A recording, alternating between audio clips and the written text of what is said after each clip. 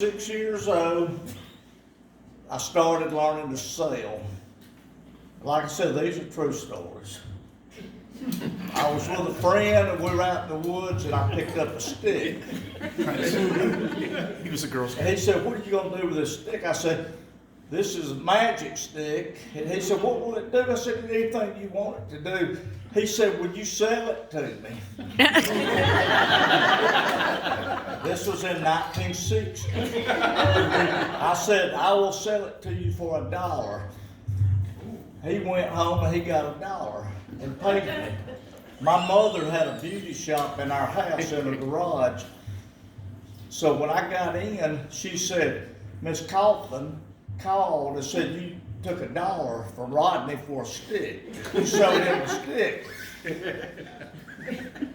And she said, "I told Miss Kaufman that I will have you bring that $1 back."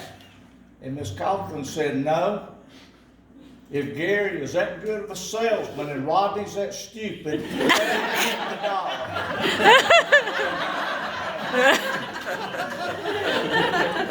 Gary, can I say something on top of that? Yeah. Gary told me this story early this week, so I've heard all these stories. But since this one, we have made Gary the chairman of the finance committee. I'm really nervous doing this because I'm basically a shy person. Yeah.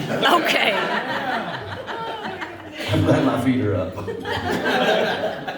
So when I was about 10 years old, we started having stores on my mother's porch, and y'all probably did that too.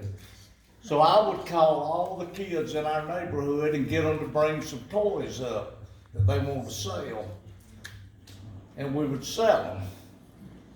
And I would give them 50% of what I sold.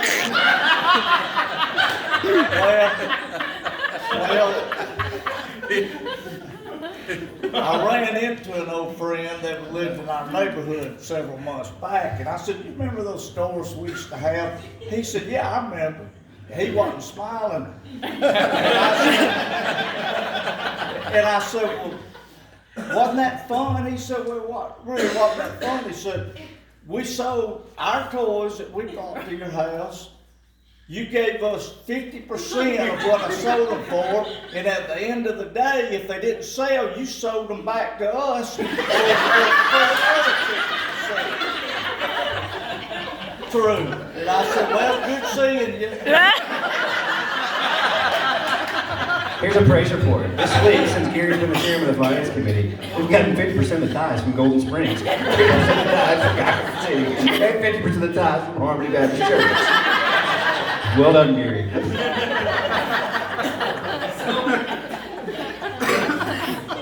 My grandmother lived up in Trickham Valley by Kathy, Yes. knew where my grandmother lived. And she had the old country house with a real high chimney. Well, we had bought, my mother took me and I bought a box of M80s. I don't know if y'all are old enough, some of y'all know they were like a half a stick of dynamite. And all the aunts and uncles and my grandmother would sit around this big old fireplace in their house because that's how they heated. But for some dumb reason, I thought I was going to ring the chimney with one of those M80s. And I did. And by the grace of God, it didn't go off, it had bounced out. But it would probably kill somebody if it went off. But when you're young, and Jonathan reminds me. Oh, God.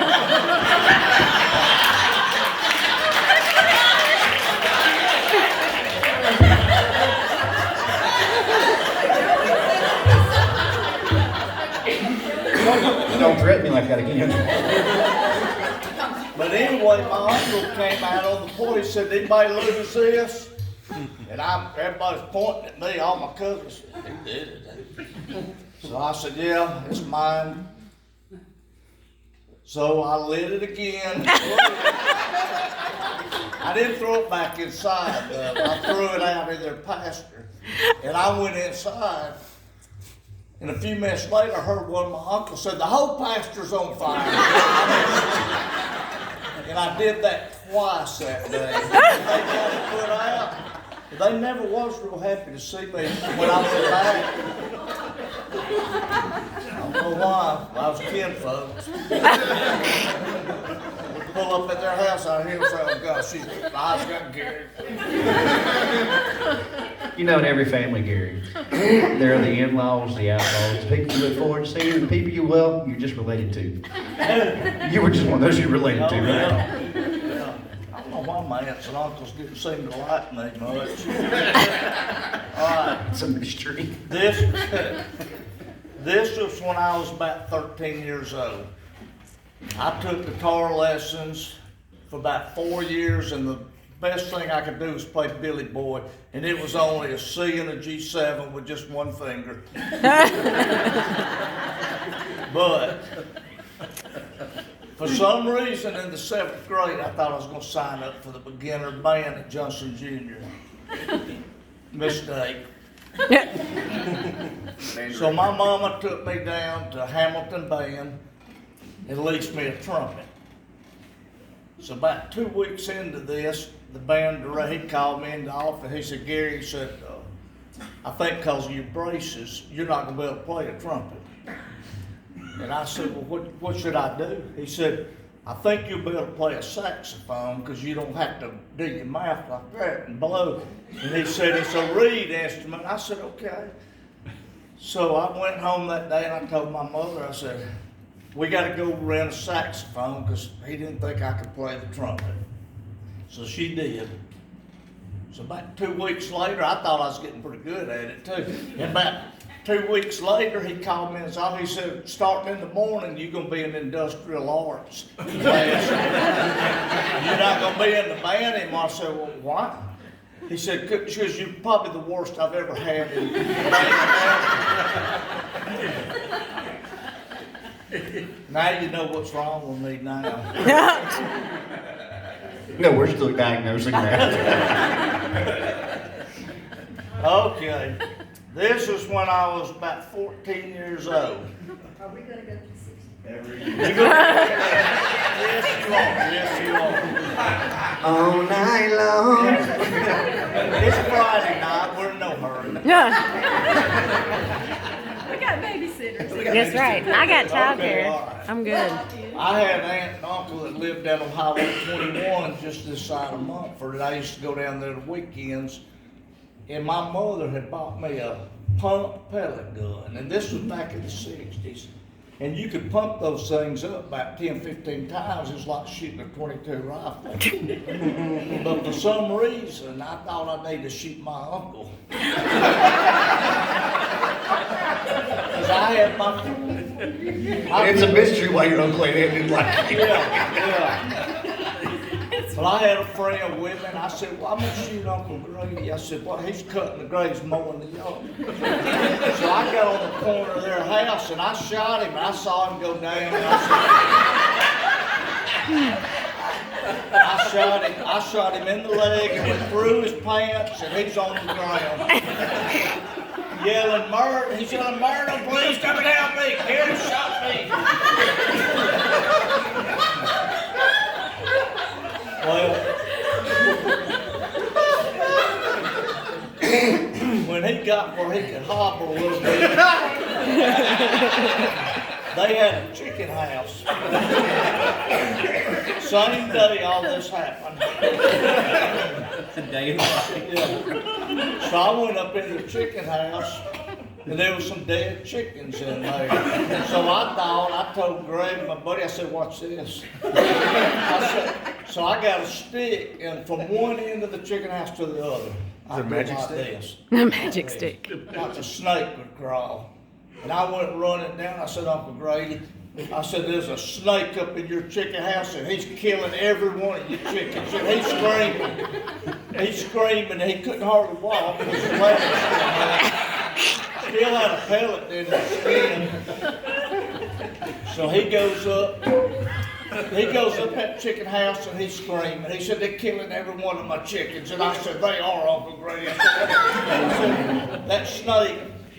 Anyway, after his heart attack, I felt really bad because he was in the hospital for a while. But,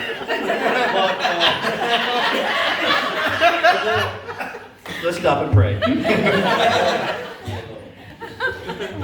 you're a good man, Uncle Grady. We're praying to Jesus, not Uncle Grady. Man, what's wrong with me? You still with No, that me? ain't it. That ain't what's wrong with you. Are y'all still with me? Say uh-huh.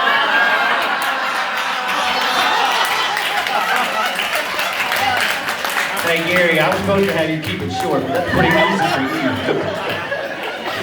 Gloves will come off if you're going to do that.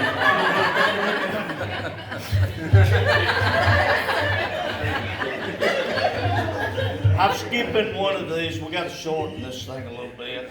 You're already short. Oh, I don't have to. All right, I'm gonna keep going then. Gary, tell a pen story. This is when I was 15.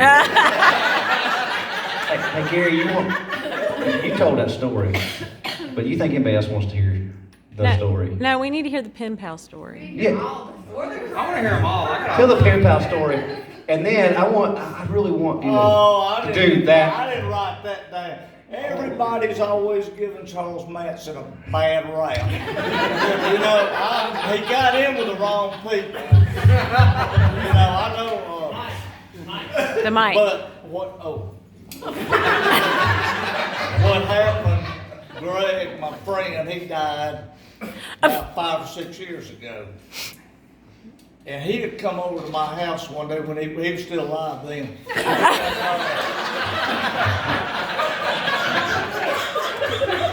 And I had been telling him. Hey, pause for a second. I need to have an immediate deacons meeting as soon as we're done. Go big here.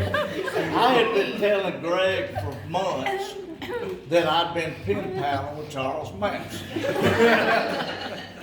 Well, he was coming over to see me one day. We were going to watch a movie one afternoon, and I had written a letter and addressed it like I was really pen paling with him.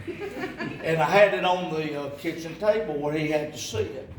And he walked in and he said, Charles Manson in care of San Quentin. And I had it looked real. And Greg said, are you sending this to him? I said, yeah. I said, you're welcome if you want to read this letter. He said, I'd like to see it. I said, read. So I had in that letter, I said, Charlie, I said, I want you to meet one of my best friends. I said, we've been friends since there's Greg Laney, and he lives at this address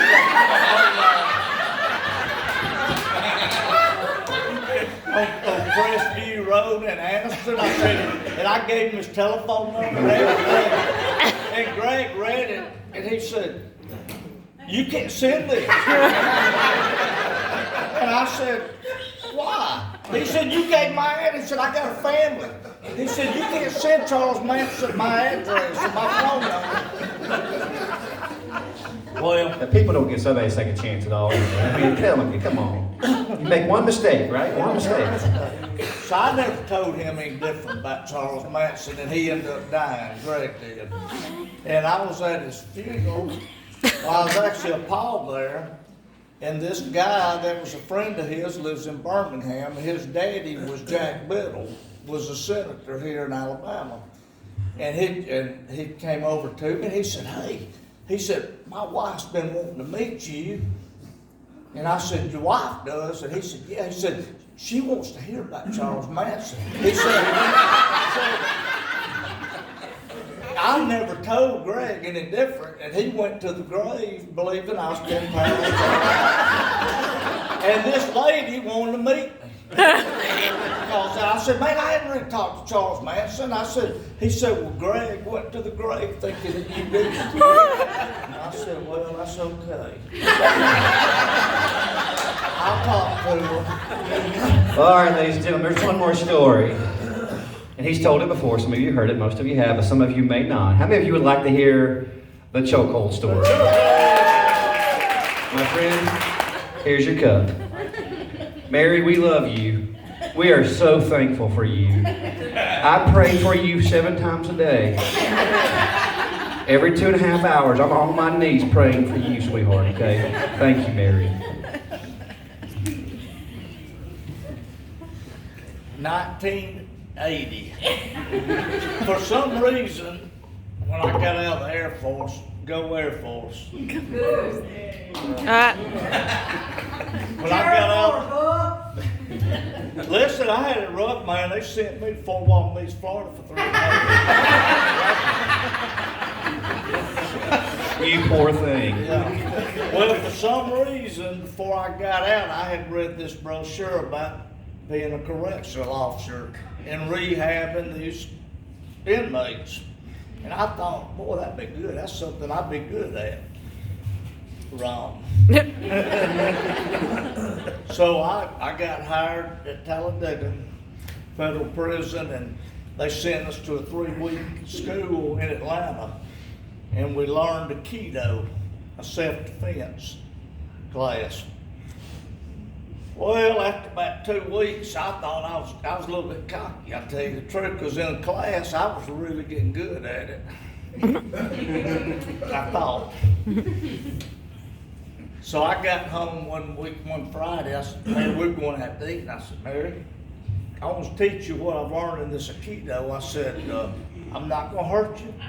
I said, I want you to come up behind me and grab me.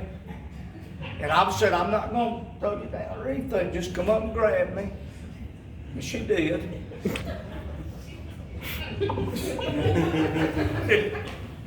With a 25-inch console TV in front of her. And she's looking over my shoulder, applying pressure that we never did in class. And I knew in about 45 seconds I was going to pass out. But she didn't. I only when she did, I got talking about that. I said, what you She said, let's go to eat, and then we'll do it when we get back. And I knew right there, so I'm about to slam her into this room.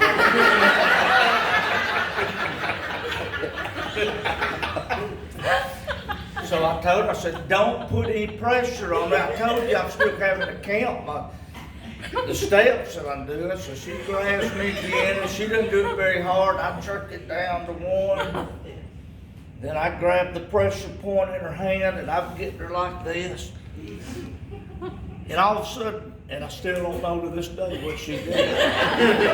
But she turned her legs and had me up there.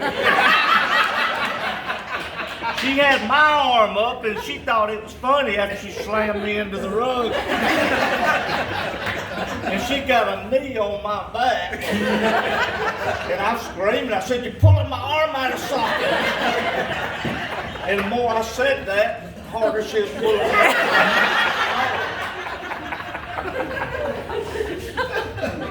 Well, after we got out of the emergency room, we ate out of a vending machine. And when I got back to Atlanta on that following Monday in a sling, the instructor said, what happened to you? I said, well, I was practicing that Aikido on my wife. And she jerked my arm out of socket.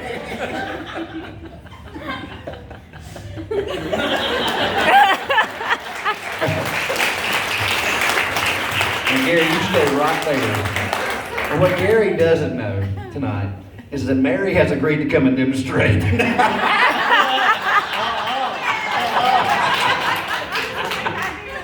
Thank you, Gary. Y'all give it up for Garry McElroy.